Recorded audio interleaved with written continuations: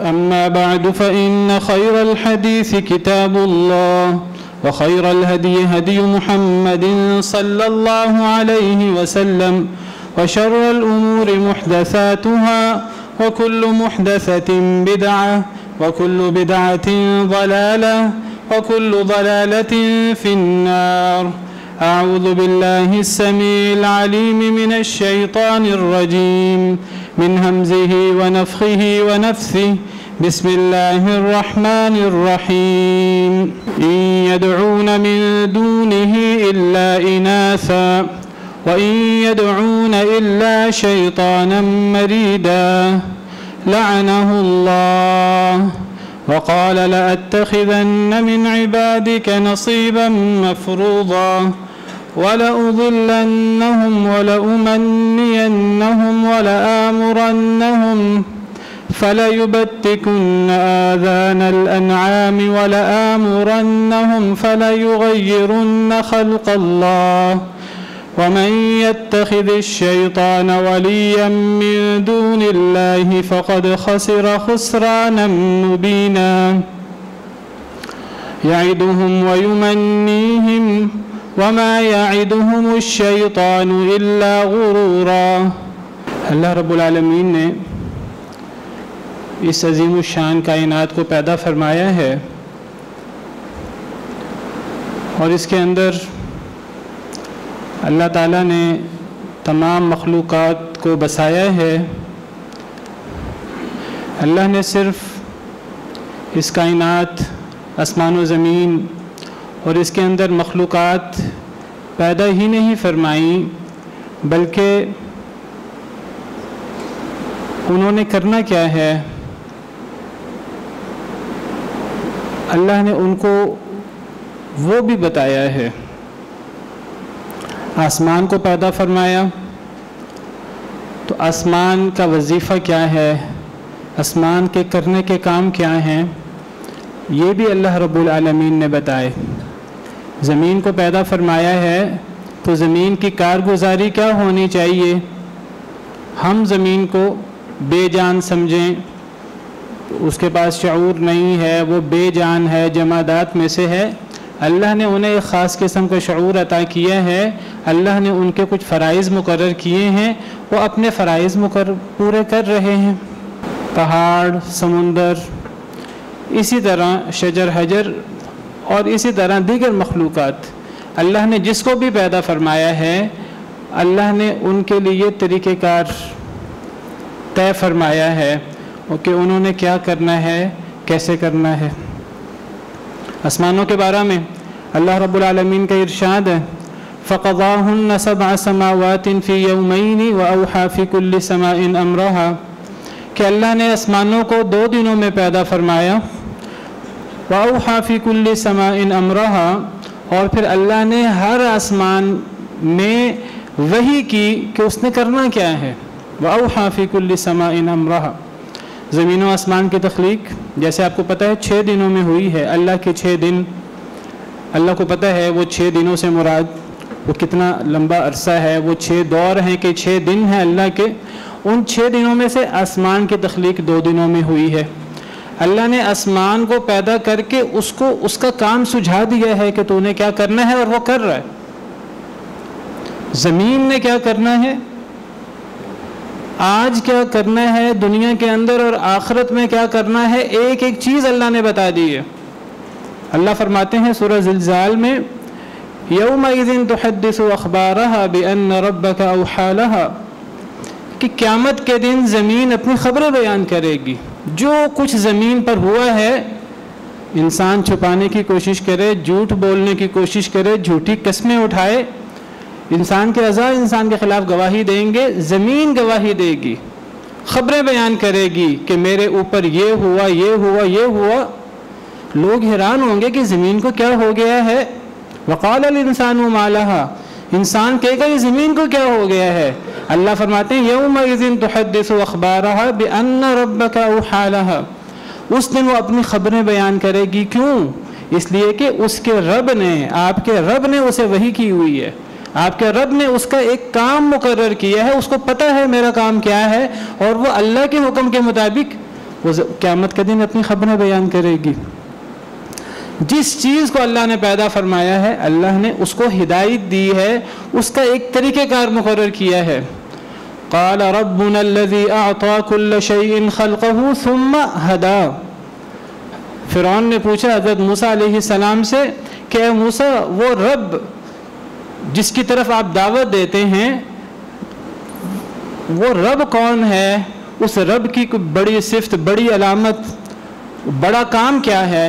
تو سیدنا موسیٰ علیہ السلام نے فرمایا ربنا الذی اعطى كل شیء خلقه ثم هدى، ہمارا رب وہ ہے جس نے ہر شے کو پیدا کیا ہے، اللہ کے علاوہ ہر شے مخلوق ہے، جس نے ہر شے کو پیدا کیا ہے، ثم ہدا، پیدا کر کے چھوڑ نہیں دیا، ہر مخلوق کو اس کی راہ سجائی ہے، اس کی ہدایت دی ہے، اس کے چلنے کا طریقہ کار مقرر کیا ہے، اور یہ بالکل نیچرل ہے، بالکل فطری ہے۔ جس نے پیدا کیا ہے اسی کا حق ہے کہ وہ بتائے کیا کرنا ہے،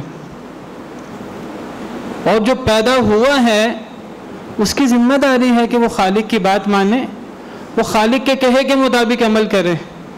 اگر وہ سمجھتا ہے کہ نہیں مجھے خالق کا پابند نہیں ہونا چاہیے تو پھر اسے پیدا ہی نہیں ہونا چاہیے تھا۔ سب سے پہلے جب اللہ رب العالمین نے پیدا فرما دیا کس کو کیا بنانا ہے، اللہ رب العالمین نے جو بنانا تھا بنا دیا، جہاں پیدا کرنا تھا پیدا کر دیا، جو مخلوق بنانا تھا بنا دیا، بے جان بنانا ہے، جمادات میں سے بنانا ہے، حشرات میں سے بنانا ہے، نباتات میں سے بنانا ہے، کہ جانور و انسانوں میں سے بنانا ہے، جو اللہ نے چاہا بنا دیا، پھر جہاں اللہ نے چاہا وہاں پیدا فرما دیا۔ انسانوں میں چاہا انسانوں میں پیدا فرما دیا، انسانوں میں جس علاقے میں چاہا اس علاقے میں پیدا فرما دیا، ہم سے کسی سے پوچھا نہیں، کیونکہ ہم مخلوق ہیں۔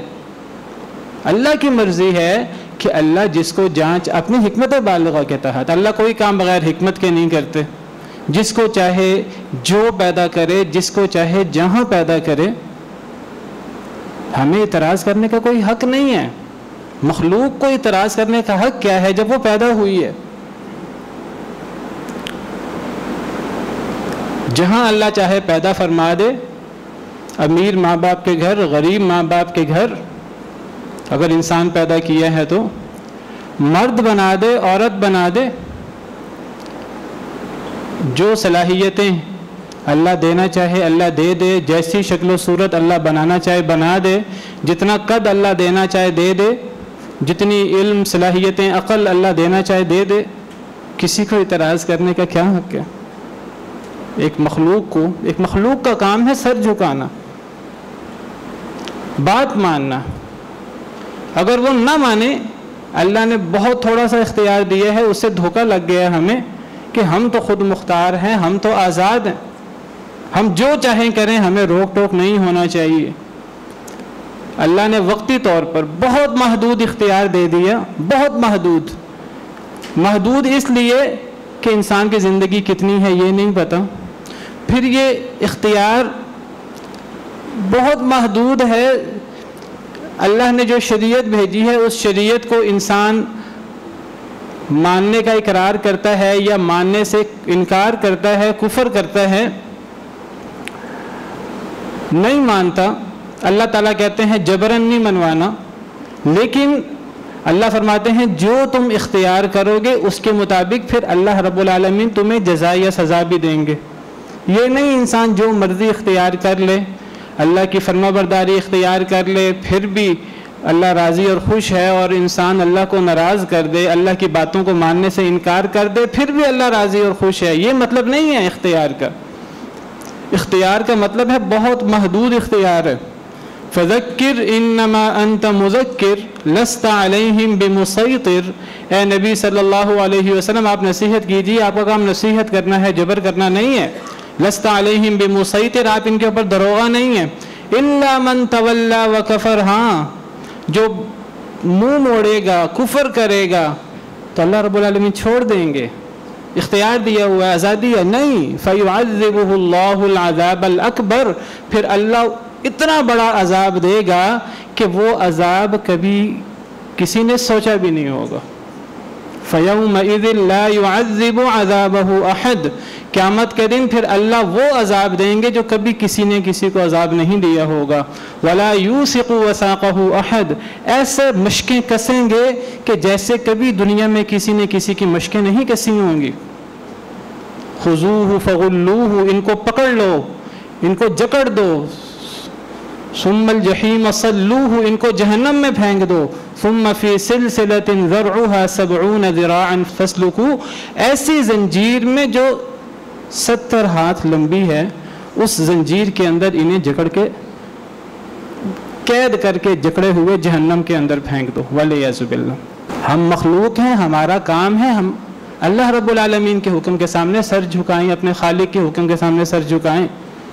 अल्लाह ने हमें पैदा किया है, हमारे लिए चलने का एक तरीक़ेकार मुकर्रर किया है। इंसान और जिन के पास वक्ती इख्तियार है, ये इख्तियार भी शरीयत के अंदर महदूद इख्तियार है। ये इख्तियार भी तकवीनी उमूर के अंदर नहीं है। यानी मैं इंसान पैदा होना चाहता हूँ कि मैं हिवान पैदा होना चाहता था, ये तो अल्लाह ने मुझे इख्तियार नहीं दिया।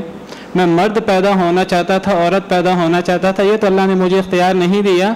मैं 100 साल की ज़िंदगी चाहता था, 1000 साल की ज़िंदगी चाहता था, ये तो अल्लाह ने मुझे इख्तियार नहीं दिया। मैं अरबपति बनना चाहता था, मैं फ़लाँ सलाहियत लेना चाहता था। जो अल्लाह ने दिया है, इंसान का काम है, मखलूक का काम है सर झुका दे उसके सामने। मखलूक का काम क्या है कि वो खालिक के सामने सर उठाए, इतराज़ करे। अल्लाह ताला अपनी बड़ी बड़ी निशानियां बयान करते हुए फरमाते हैं, इज़ा समाउन फतरत, क़यामत का जिक्र करते हुए, जब आसमान फट जाएगा। व इज़ल कवाकिबु इंतसरत, जब सितारे बिखर जाएंगे। व इज़ल बिहारु फुज्जिरत, जब समुंदर उनके अंदर जोश पैदा हो जाएगा। व इज़ल क़ुबूरु बुअसिरत, जब कब्रों को उखेड़ दिया जाएगा क़यामत के दिन। आलिमत नफ्सुम मा क़द्दमत व अख़रत, जान लेगी हर जान जो उसने आगे भेजा नेक अमल या जो उसने पीछे छोड़ा। या अय्युहल इंसानु मा गर्रक बिरब्बिकल करीम, ए इंसान तेरे मुअज़्ज़ज़ रब से तुझे किस चीज़ ने धोखे में डाला। इस अजीम मोहब्बत करने वाले, हर किस्म का इनाम करने वाले करीम रब से तुझे किस चीज़ ने धोखे में डाल दिया। अल्लज़ी खलक़का, वो अल्लाह जिसने तुझे पैदा भी किया, जो चाहा वो पैदा किया, जैसे चाहा पैदा किया। फसव्वाका, तुझे ठीक ठाक बनाया। फ़अदलका, तुझे बराबर बराबर बनाया। आम तौर पर जो इंसान पैदा होते हैं मुनासिब पैदा होते हैं, जिस्मानी अज़ा बराबर बराबर होते हैं। फ़ी अय्यि सूरतिन मा शाअ रक्कबक, जिस सूरत में अल्लाह ने चाहा तुझे जोड़ के रख दिया। अब इंसान कहे कि मुझे तो मेरी शक्ल पसंद नहीं है, मुझे तो मेरी सूरत पसंद नहीं है, मुझे तो मेरी जिन्स पसंद नहीं है, मुझे तो इंसान होना पसंद नहीं है, मुझे तो फलां चीज़ पसंद नहीं है। तू है कौन, तेरी हैसियत क्या है ये बात करने वाली, जब तू मखलूक है। अल्लाह ने इस दुनिया के अंदर इंसान को पैदा किया है, तकवीनी तौर पर इंसान की नस्ल कैसे आगे बढ़ेगी, दुनिया का सिलसिला कैसा चलेगा, अल्लाह ने एक सिलसिला बनाया है। या अय्युहन नासु इन्ना खलक़नाकुम मिन ज़करिन व उन्सा, ऐ लोगों हमने तुम्हें एक मर्द औरत से पैदा किया है। या अय्युहन नासु इत्तक़ू रब्बकुमुल्लज़ी खलक़कुम मिन नफ्सिन वाहिदा, ऐ लोगों अल्लाह से डरो, उस रब से डरो जिसने तुम्हें एक नफ्स से पैदा किया, यानी सैयदना आदम अलैहिस्सलाम से। व खलक़ मिन्हा ज़ौजहा, उस नफ्स से उसके जोड़े को पैदा किया, यानी अम्मा हव्वा को। व बस्स मिन्हुमा रिजालन कसीरन व निसाअ, फिर इन दोनों से, आदम और हव्वा से बहुत सारे मर्द और औरतें फैला दिए। रिजालन कसीरन व निसाअ, बहुत सारे मर्द और औरतें अल्लाह ने फैला दिए। सैयदना आदम अलैहिस्सलाम को सबसे पहले पैदा किया, उनसे, उनकी पसली से उनके जोड़े अम्मा हव्वा को पैदा किया। इनकी पैदाइश खर्के आदत है। और फिर इन दोनों से अल्लाह ने क्या किया, बहुत सारे मर्द और औरतें फैला दिए, या मर्द या औरतें। इंसानों की दो जिन्सें हैं, एक मर्द और एक औरत, कोई तीसरी जिन्स नहीं है, ये बात याद रखिए। ہمارے ہاں بڑا مغالطہ ہے کہ ہم تیسری جنس کہہ دیتے ہیں. ہم کہہ دیتے ہیں کہ فلاں میل ہے، فلاں فی میل ہے، فلاں نہ میل ہے نہ فی میل ہے، وہ شی میل ہے، یا وہ تیسری جنس ہے. تیسری جنس نہیں ہے، یہ بات یاد رکھیے. اللہ نے جس نے اس کائنات کو پیدا کیا، اس کائنات کے اندر انسان کو پیدا کیا، اس نے انسان اور دیگر جو جانور ہیں اللہ نے 2 جنسیں رکھی ہیں. وَبَثَّ مِنْهُمَا رِجَالًا كَثِيرًا وَنِسَاءً. اللہ نے آدم اور اماں حوا سے بہت سے مرد اور عورتیں پھیلا دی ہے، کوئی تیسری جنس نہیں پھیلائی. سورہ قیامہ میں اللہ رب العالمین کا ارشاد ہے، اللہ تعالیٰ فرماتے ہیں يَحْسَبُ الْإِنسَانُ أَن يُتْرَكَ سُدًى. کیا انسان سمجھتا ہے کہ اسے ایسے ہی چھوڑ دیا جائے گا، دنیا میں بے مقصد زندگی گزارے، مرنے کے بعد اب مر کھپ جائے، کوئی دوسری زندگی نہیں ہے، کوئی جزا سزا نہیں ہے؟ نہیں. الم یکن نطفۃ من منی یمنا. کیا انسان نطفہ نہیں تھا، منی کا جو ٹپکایا جاتا ہے؟ ثم کان علقۃ فخلق فسوى. پھر وہ نطفہ سے علقہ بنا، خون کا لوتھڑا، اللہ نے پیدا فرمایا، اللہ نے ٹھیک ٹھاک بنایا. فجعل منه الزوجین الذکر والانثى. پھر اللہ نے 2 جوڑے بنائے، مذکر اور مؤنث. کوئی تیسرا جوڑا نہیں بنایا، کوئی تیسری جنس نہیں بنائی، 2 جنسیں اللہ نے بنائی، یا مرد یا عورت. یہ صرف انسانوں میں نہیں ہے، حیوانوں کے اندر بھی ایسے ہی ہے، نر اور مادہ. عام طور پر اللہ تعالیٰ پیدا فرماتے ہیں تو اللہ تعالیٰ مکمل اعضاء کے ساتھ پیدا فرماتے ہیں، ٹھیک ٹھاک پیدا فرماتے ہیں. بعض دفعہ اللہ تعالیٰ جس طرح اللہ کو اختیار ہے، اللہ جس کو چاہے انسان بنا دے، جس کو چاہے انسان کے علاوہ کوئی اور مخلوق بنا دے، اسی طرح اللہ کسی کو بہترین صورت میں کامل اعضاء کے ساتھ پیدا فرما دے، اور کسی کو اللہ تعالیٰ کامل اعضاء کے ساتھ آزمائش کے لیے پیدا نہ فرمائے. کسی کو اللہ مالدار گھرانے میں پیدا کر دے، کسی کو اللہ تعالیٰ غریب گھرانے میں پیدا کر دے. کوئی اللہ سے پوچھ نہیں سکتا. اللہ کا انعام ہے، اللہ کی مرضی ہے، اللہ کے فیصلے ہیں، اور اللہ کے بارے میں بحیثیت مسلمان، بحیثیت انسان، بحیثیت مخلوق ہمارا حسن ظن ہونا چاہیے کہ ہمارا خالق وہ ہم سے بہت محبت کرتا ہے اور وہ ہمارے بارے میں کبھی غلط فیصلہ نہیں کرے گا. اللہ کا ہر فیصلہ ہمارے بارے میں ہمیں اپنی کم عقلی کے باعث اچھا لگے یا برا لگے. میں یہ بات بڑے سوچ سمجھ کے غور کے ساتھ کہہ رہا ہوں، ہمیں اللہ کا فیصلہ ہماری کم عقلی کی وجہ سے اچھا یا برا لگے تو اللہ کا فیصلہ ہمیشہ اچھا ہوتا ہے. یہ بات یاد رکھیے.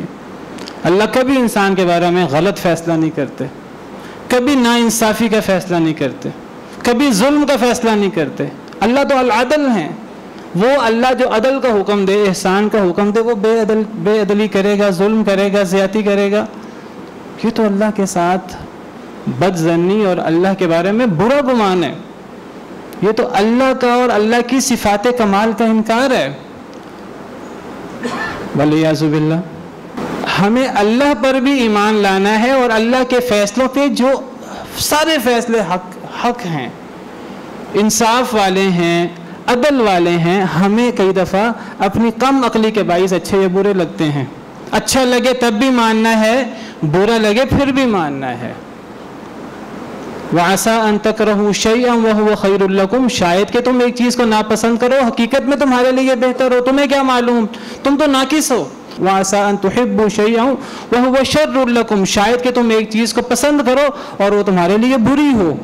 وَاللَّهُ يَعْلَمُ وَأَنْتُمْ لَا تَعْلَمُونَ. اللہ جانتا ہے، تم نہیں جانتے. تو اللہ تعالیٰ بعض انسانوں کو کامل اعضاء کے ساتھ مکمل پیدا فرما دیتے ہیں، ان پر انعام عظیم کرتے ہوئے، اور اللہ تعالیٰ بعض انسانوں کو بعض دفعہ ناقص پیدا فرما دیتے ہیں آزمائش کے لیے.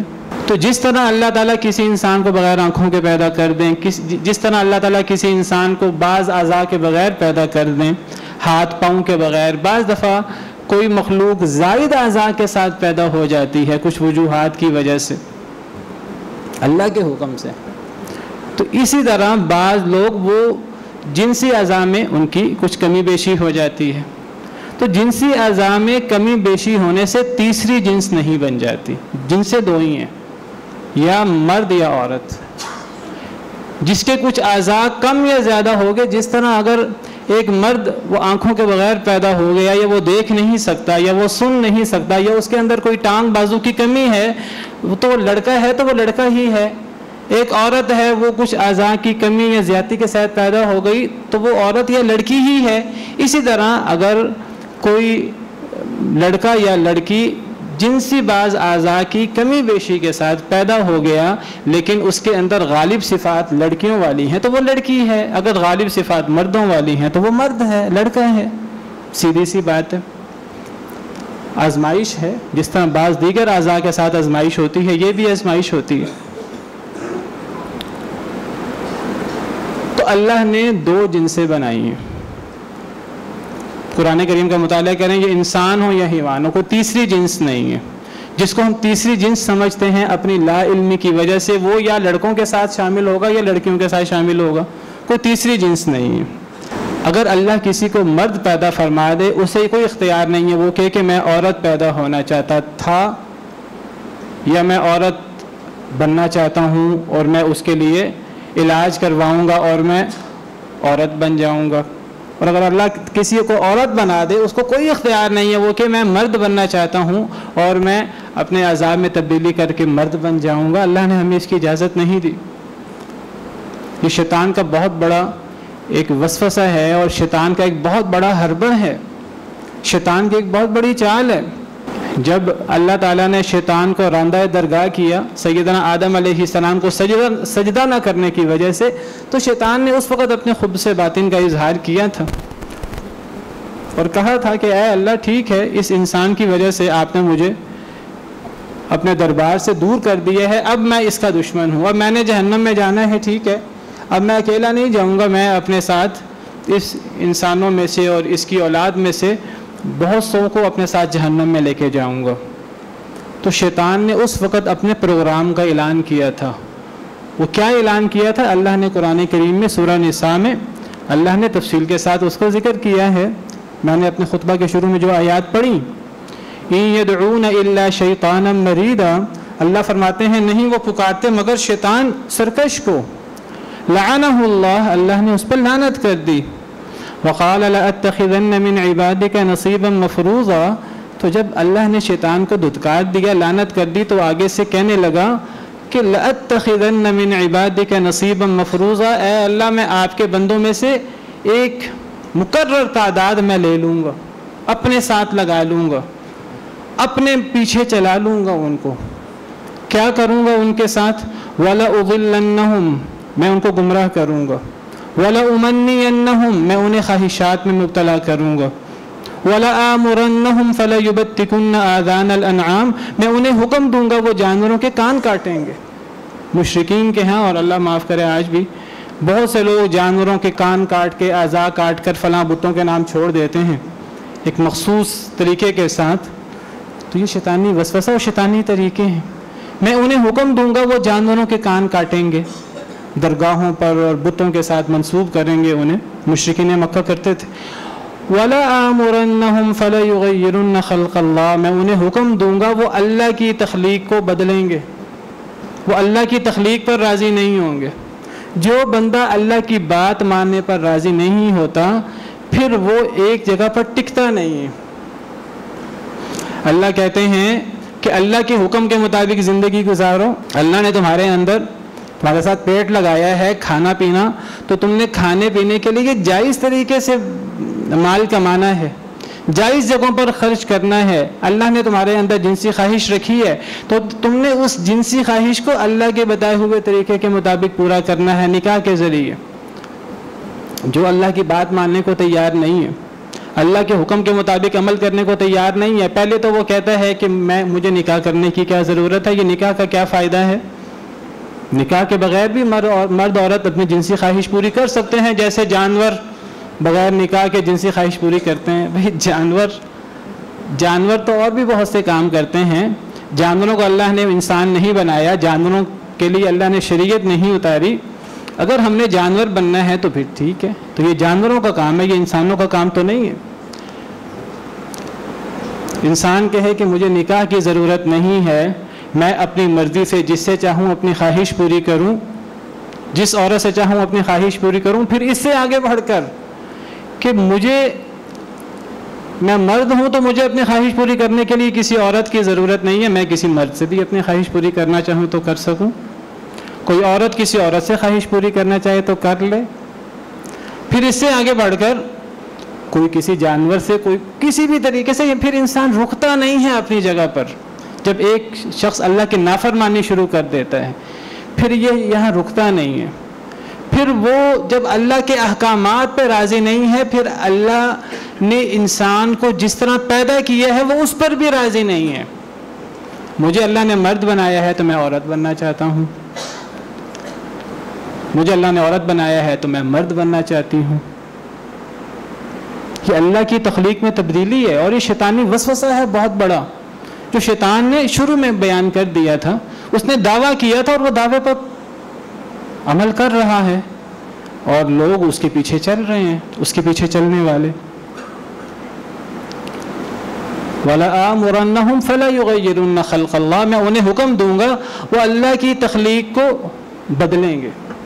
اللہ تعالیٰ فرماتے ہیں کہ اللہ نے تمہارے لیے جو مقرر کیا ہے تمہیں اپنے آپ کو اس کے مطابق ڈھالنا ہے، تمہیں اللہ کی تقسیم پر راضی رہنا ہے۔ سورہ نساء میں اللہ رب العالمین کا ارشاد ہے وَلَا تَتَمَنَّوْا مَا فَضَّلَ اللَّهُ بِهِ بَعْضَكُمْ عَلَى بَعْضٍ، اللہ نے تم میں سے اگر کسی کو کوئی فضیلت دی ہے بعض کو بعض پر تو تم اس کی تمنا نہ کرو۔ یعنی اگر اللہ نے مردوں کو کچھ حقوق دیے ہیں تو عورتیں کہیں یہ حقوق مردوں کے کیوں ہیں، یہ حقوق ہمارے کیوں نہیں ہیں، ہمیں بھی یہ حقوق ملنے چاہیے۔ اگر اللہ نے عورتوں کو کچھ حقوق دیے ہیں تو مرد کہیں اللہ نے عورتوں کو کیوں حقوق دیے ہیں؟ اللہ کہتے ہیں اللہ نے جو بعض کو بعض پر فضیلت دی ہے یہ اللہ کی دی ہوئی تقسیم ہے، اس پہ تم تمنا نہ کرو۔ اللہ نے کسی کو کوئی فضیلت دی ہے اس کی خواہش نہ کرو۔ لِلرِّجَالِ نَصِيبٌ مِّمَّا اكْتَسَبُوا، مردوں کے لیے یہ حصہ ہے اللہ کے ہاں قیامت کے دن۔ جو مرد اپنے دائرہ کار کے اندر رہتے ہوئے اللہ نے جو ان کے لیے دین بنایا ہے اس پر عمل کرتے ہوئے اگر وہ عمل کریں گے قیامت کے دن اجر ملے گا۔ وَلِلنِّسَاءِ نَصِيبٌ مِّمَّا اكْتَسَبْنَا، عورتوں کے لیے حصہ ہے جو عورتیں کمائیں۔ اگر اللہ نے مرد کو مرد بنایا ہے، عورت کو عورت بنایا ہے، دونوں کے دائرہ کار اگر اللہ نے الگ الگ بنائے ہیں، دونوں کے لیے کچھ فرائض اللہ نے الگ الگ مقرر کیے ہیں، تو جو مرد عورت اللہ کی بنائی ہوئی اس تقسیم پر راضی ہوگا، اس کے مطابق زندگی گزارے گا، اللہ کو راضی کرنے کی کوشش کرے گا، قیامت کے دن وہ اللہ کے ہاں سرخرو ہوگا۔ مرد ہو تو تب بھی، عورت ہے تو پھر بھی۔ یہ نہیں مرد جنت میں جائے گا عورت نہیں جائے گی، یا عورت جنت میں جائے گی مرد نہیں جائے گا، جو اللہ کے حکم کے مطابق زندگی گزارے گا وہ جائے گا۔ وَاسْأَلُوا اللَّهَ مِنْ فَضْلِ، اللہ سے اللہ کے فضل کا سوال کرو۔ ایک مرد کو یہ جائز نہیں ہے کہ وہ عورت بننے کی تمنا کرے، ایک مرد کو یہ جائز نہیں ہے عورت بننے کی تمنا کرنا تو دور کی بات ہے کہ وہ عورت جیسا دکھنے کی کوشش کرے۔ اگر ایک مرد عورتوں کی مشابہت اختیار کرے اس پر اللہ اور اللہ کے رسول کی لعنت، صحیح حدیث مبارکہ کے مطابق۔ ایسے مردوں کو مرد کہا ہی نہیں گیا، ایسے مردوں کو مخنث اور ہجڑا کہا گیا۔ نبی کریم صلی اللہ علیہ وسلم کا ارشاد، آپ نے فرمایا لعن اللہ المخنثین من الرجال، مردوں میں سے جو لوگ عورتیں بننے کی کوشش کرتے ہیں، مخنث بننے کی کوشش کرتے ہیں، یہ مخنث ہیں، اصل میں یہ مرد نہیں ہیں، یہ خسرے بننے کی کوشش کر رہے ہیں۔ والمترجلات من النساء، وہ عورتیں جو مرد بننے کی کوشش کرتی ہیں ان پر بھی اللہ کی لعنت۔ جو مرد عورتوں کی مشابہت اختیار کریں، جو عورتیں مردوں کی مشابہت اختیار کریں، جو مرد عورتوں جیسا لباس پہنے، جو عورتیں مردوں جیسا لباس پہنے، لعنت ہے ان پر، اللہ کی بھی اور نبی کریم صلی اللہ علیہ وسلم کی بھی صحیح حدیث مبارکہ میں صراحت سے موجود ہے۔ مردوں کے مخصوص بال ہوتے ہیں، اگر عورتیں مردوں جیسے بال رکھیں لعنت ہے ایسی عورتوں پر۔ عورتوں کے مخصوص بال ہوتے ہیں، اگر مرد عورتوں جیسے بال رکھنے کی کوشش کریں، ایک ہے پٹے بال رکھنا، لمبے بال، وہ ایک الگ چیز ہے، ایک ہے عورتوں کی طرح بال رکھنا اور عورتوں کی طرح پھر اپنے بالوں کو جو ہے وہ پونی میں کرنا اور سجا سنوار کے رکھنا، عورتوں کی طرح پٹے بال رکھنا بالکل ایک الگ چیز ہے۔ اور عورتوں کو بوائے کٹ بال رکھنا یہ ناجائز ہے، یہ لعنت کا باعث ہے۔ مردوں کو عورتوں جیسے لباس پہننا، عورتوں کے رنگ پہننا، اور عورتوں کو مردوں جیسے لباس پہننا، مردوں کو عورتوں کی طرح چلنا، نازک اندام، اور عورتوں کو مردوں کی طرح جو ہے وہ اکڑ کر اور وہ سینہ پھیلا کر چلنا۔ اسلام میں تو یعنی اتنی چھوٹی چھوٹی چیزوں کا دھیان رکھا گیا ہے۔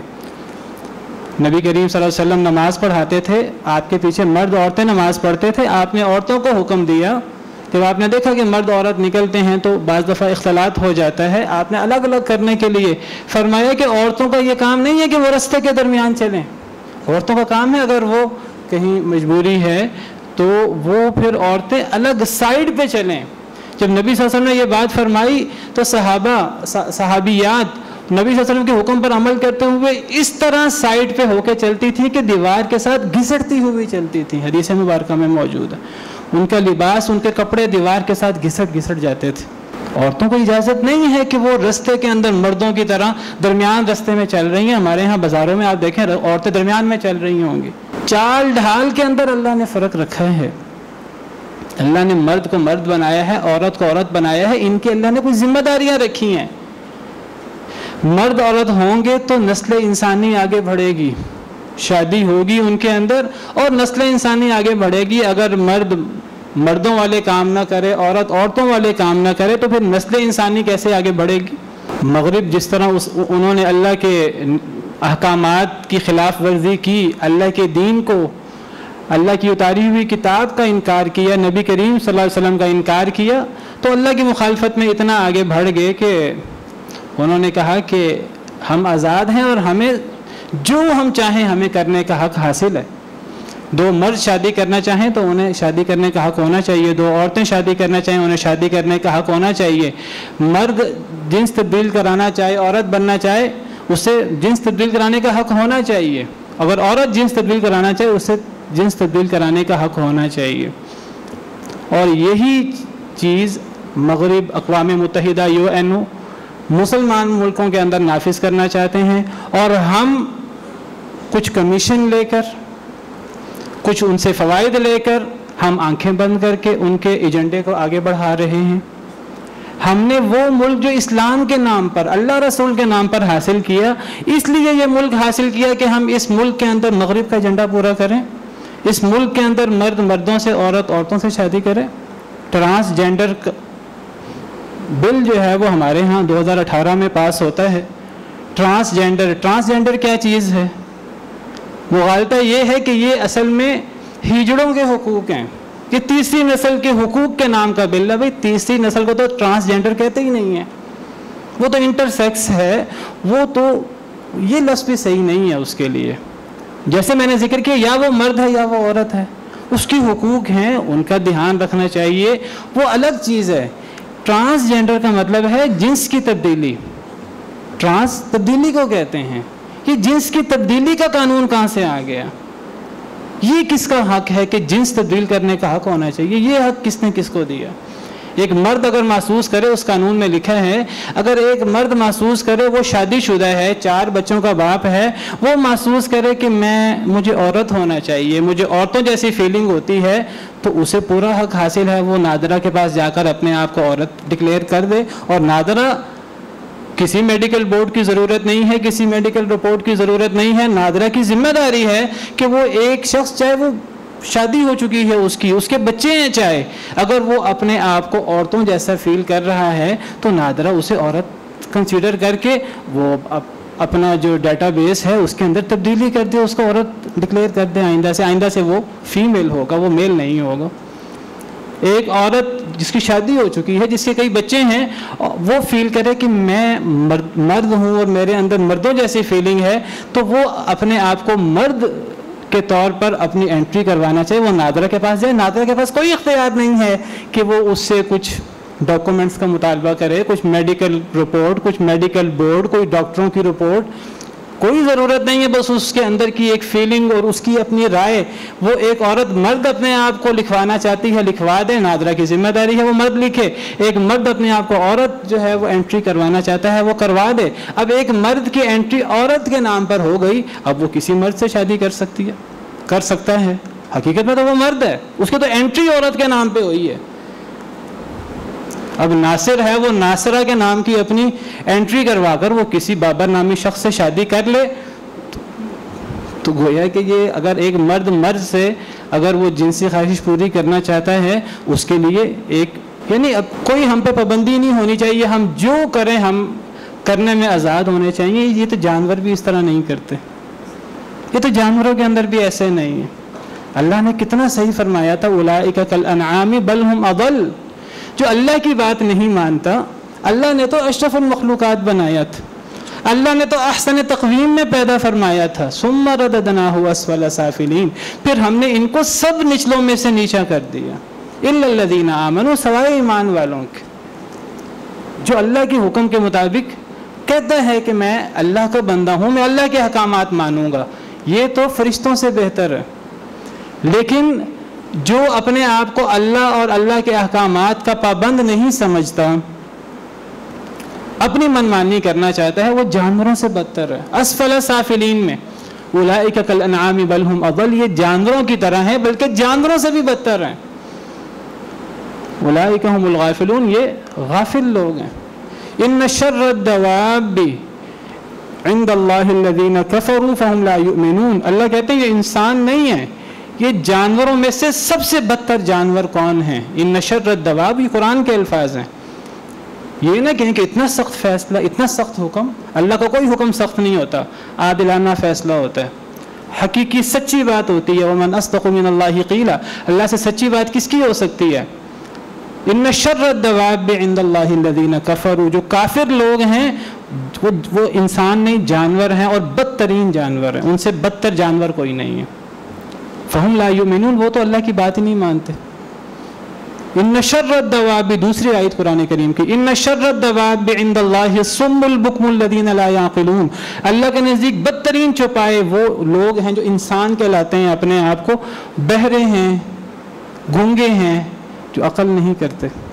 اگر ہم مخلوق ہیں تو ہمارا کام ہے ہم اللہ کے احکامات کے سامنے سر جھکا دیں.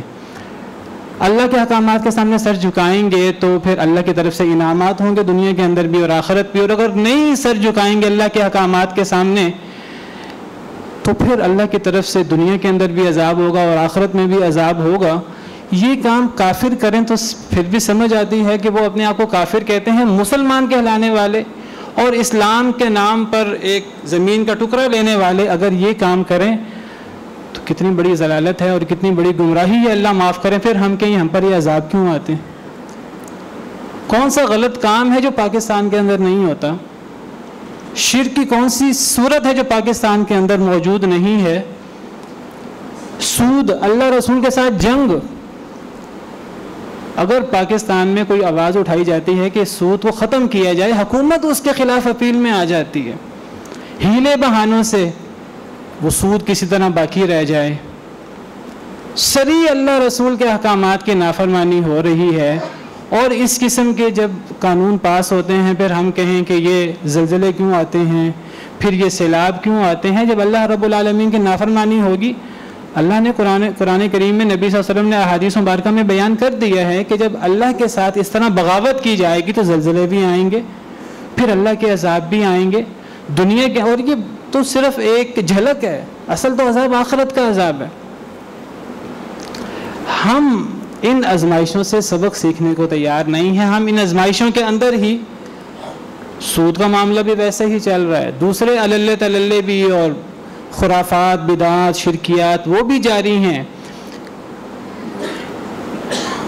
یعنی کہیں سے یہ آواز نہیں اٹھ رہی کہ ہمیں اپنے اعمال پہ غور کرنا ہے، ہمیں اللہ سے اپنے تعلق کا جائزہ لینا ہے کہ ہمارا اللہ سے وہ تعلق میں کیا کمی آ گئی کہ اللہ رب العالمین ہم سے اتنا ناراض ہو گیا. اور یہ بھی سمجھ لیجئے کہ یہ اللہ کی طرف سے اگر کوئی اس قسم کی چیز عذاب وغیرہ آتا ہے یہ ہمارے اصلاح کے لیے آتا ہے.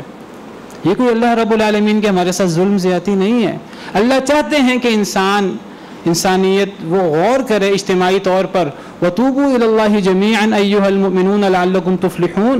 اے ایمان والو، سب مل کر اللہ کے حضور توبہ کرو تاکہ تم کامیاب ہو جاؤ. اللہ چاہتے ہیں ہم توبہ کریں. قوم یونس نے اجتماعی توبہ کی تھی، اللہ نے آیا ہوا عذاب ٹال دیا تھا. اللہ چاہتے ہیں کہ ہم اللہ کے حضور توبہ کریں. اگر ہم توبہ کرنے کی بجائے اگر ہم اسی طرح اللہ کے ساتھ بغاوت، جنگ، اور اللہ کے جو بنائے ہوئے نظام کو مرد عورت کا ایک سلسلہ ہے، نسل انسانی کی بقا سے کا سلسلہ ہے، ہم صرف اس کو برا نہیں کہہ رہے، ہم اس کو قانونی جواز اگر مہیا کریں تو اللہ کے ساتھ جنگ ہے کہ نہیں؟ تو پھر یہ عذاب کیسے دور ہوں گے اور پھر جو ہے وہ اللہ کی طرف سے رحمت کیسے آئے گی؟ تو ہم سب کو جو ہے وہ جائزہ لینا ہے اپنا، اور ہم سب کو اس کے بارے میں آواز اٹھانی چاہیے، ہم سب کو اس بارے میں کردار ادا کرنا چاہیے، اپنے حصے کی شمع جلانی چاہیے۔ ہم خود جو کر سکتے ہیں ہمیں کرنا چاہیے، کچھ نہ کر سکیں جو حق کی آواز اٹھاتے ہیں ان کو کم از کم سپورٹ کرنا چاہیے۔ سیدنا ابراہیم علیہ السلام کو آگ میں پھینکا گیا، پرندے نے پانی ڈالا، پانی کا قطرہ ڈالا کہ وہ آگ رک جائے، پانی کے قطرے سے آگ رکتی نہیں، لیکن پانی کا قطرہ ڈالنے والا ہمیں ہونا چاہیے۔ چھپکلی نے جو ہے وہ پھونک ماری کہ اس کی پھونک مارنے سے وہ آگ بڑھ جائے، اس کی پھونک مارنے سے آگ بڑھی نہیں۔ یہ رویے ہیں، ہمیں اس پرندے کی طرح ہونا ہے جس نے آگ بجھانے کی کوشش کی، یہ ہمیں چھپکلی کی طرح ہونا ہے جس نے اس آگ کو بھڑکانے کی کوشش کی۔ تو ہمیں حق کے لیے آواز اٹھانی چاہیے، ہم خود اٹھا سکیں تو بہت اچھی بات ہے، نہ اٹھا سکیں تو کم از کم سپورٹ کریں ان لوگوں کو جو حق کے بارے میں آواز اٹھاتے ہیں اور باطل کے خلاف جو ہے سرگرم ہیں۔ اللہ سے دعا ہے کہ اللہ تعالی ہمیں دین حنیف کی طرف لوٹا دے، اللہ تعالی ہمیں صحیح مسلمان بنا دے کہ ہم اللہ اور اللہ کے رسول کے احکامات کے مطابق زندگی گزاریں۔ ہماری شریعت میں بہت سارے احکامات ہیں مردوں عورتوں کے حوالے سے، جس میں وراثت کے بارے میں کچھ احکام ہیں، شہادت کے بارے میں کچھ احکام ہیں۔ اگر ایک عورت اس کا وراثت میں وہ سمجھتی ہے کہ میرا حصہ کم ہے اور وہ اپنے آپ کو اسی طرح ٹرانسجینڈر یہ جو ایکٹ ہے اس کے مطابق مرد اپنے آپ کو ڈکلیئر کروا کے کہ میں اپنے آپ کو مرد محسوس کر رہی ہوں، مرد بن کر مردوں والا حصہ لینا چاہے، یعنی یہ تو اللہ کے نظام کو اس کی دھجیاں اڑانے والی بات، مذاق اڑانے والی بات ہے اللہ اور اللہ کے دین کا۔